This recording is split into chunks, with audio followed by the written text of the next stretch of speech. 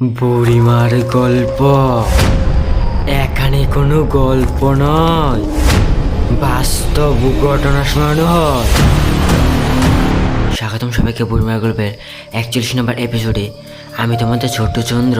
আজকের এই গল্পে একটা সুন্দর মেয়ে একটা পুরুষকে তার জালে ফাঁসিয়ে সেই পুরুষের সাথে সে কী করলো, এই ভিডিওটা শেষ পর্যন্ত দেখতে থাকুন। ওই মেয়েটা ওই ছেলের সাথে সেদিন কী করেছিল সবটা জেনে যাবেন। চলুন গল্পের দিকে এগিয়ে যাই। পটভূমি সুন্দরবনের কাছে বড় একটা গ্রাম, আর চারপাশে জঙ্গল আর একটা নদী। রুদ্র শহরের এক ওয়াইল্ড লাইফ ফটোগ্রাফার। সেই গ্রামের বনভূমি ফটো তুলতে এসেছেন। রুদ্র রাতে ঘরের জানলা দিয়ে তাকিয়ে দেখে নদীর পাশে এক অপূর্ব সুন্দরী মেয়ে। মেয়েটি এক অপূর্ব রূপ, লম্বা চুল, সাদা ভেজা শাড়ি আর হাতে লণ্ঠন। সেই মেয়েটি রুদ্রের দিকে তাকিয়ে এক মৃদু হেসে আস্তে আস্তে অন্ধকারে মিলিয়ে গেল। রুদ্র স্থানীয় নৌকাওয়ালাকে জিজ্ঞাসা করেন, ওই পারে একটা মেয়ে দাঁড়িয়েছিল, সাদা শাড়ি পরা, আপনার কি ওই মেয়েটাকে চিনেন? ওরা ভয় পেলেও ওকে বলে ওই পারে কেউ যায় না, আর বিশেষ করে অমাবস্যার রাতে। কিন্তু রুদ্রের সেই মেয়ের হাসিটি তার মনে গেঁথে যায়। রুদ্র এই সব কিছু বাদ দিয়ে রাতে যখন নদীর পাড়ে ছবি তুলতে যায়, তখন আবার সেই মেয়েটিকে দেখে। এবার সেই মেয়েটি রুদ্রকে ইশারা দিয়ে ডাকছে। রুদ্র দ্বিধা সত্ত্বেও মেয়েটির দিকে এগিয়ে যায়, কিন্তু ওই মেয়েটার কাছে পৌঁছানোর আগেই সেই মেয়েটা অদৃশ্য হয়ে যায়। রুদ্র তারপর সেখান থেকে বাড়ি চলে আসে।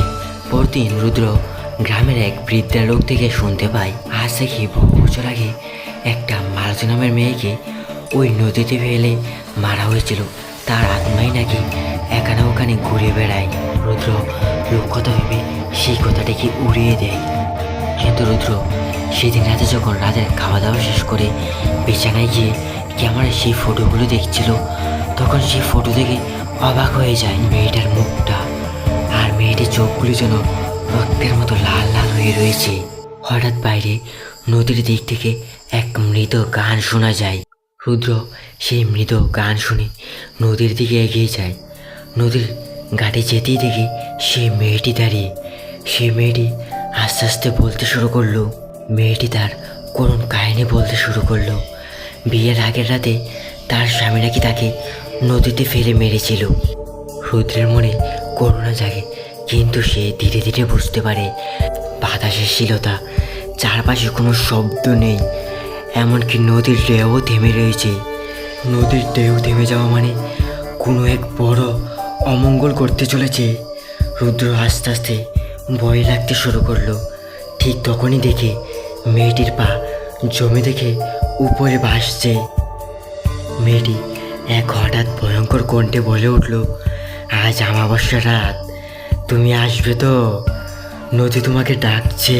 হাওয়ায় সেই মেয়েটির চুল উড়ে যায়, আর তার মুখ কালচে মৃতদেহের মতো হয়ে যায়। নদীর জল যেন জীবন্ত হয়ে রুদ্রের পা আঁকড়ে ধরল।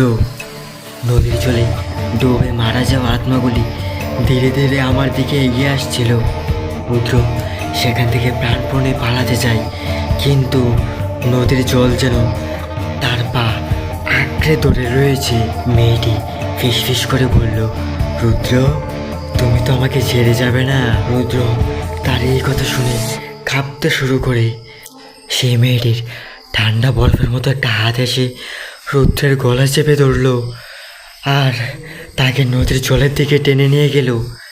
তাকে নদীর জলে ডুবাতে শেষ একটা চিৎকার। পরদিন সকালে জেলারা মাছ ধরতে এসে নদীর ধারে রুদ্রর ক্যামেরা খুঁজে পায়, আর সেই ক্যামেরায় তারা দেখতে পায় শেষ ছবি। সেই মেয়েটি দাঁড়িয়ে নদীর মাঝখানে, সাদা ভেজা শাড়ি পরা, আর তার পেছনে ভেসে আসছে রুদ্রের এক হাত সাহায্যের জন্য এগিয়ে রেখেছে। আজকের এই গল্পটা এই পর্যন্তই। আর এই গল্পটা কেমন লেগেছে কমেন্টে জানাবেন। আর আপনাদের কাছে যদি এরকম কোনো গল্প থেকে থাকে, তাহলে নিচে দেওয়া জিমেলে গল্পটি পাঠিয়ে দিন। আপনাদের দেওয়া গল্পটি আমি ভিডিওর মাধ্যমে তুলে দেবো। সবাইকে অসংখ্য ধন্যবাদ ভিডিওটা শেষ পর্যন্ত দেখার জন্য।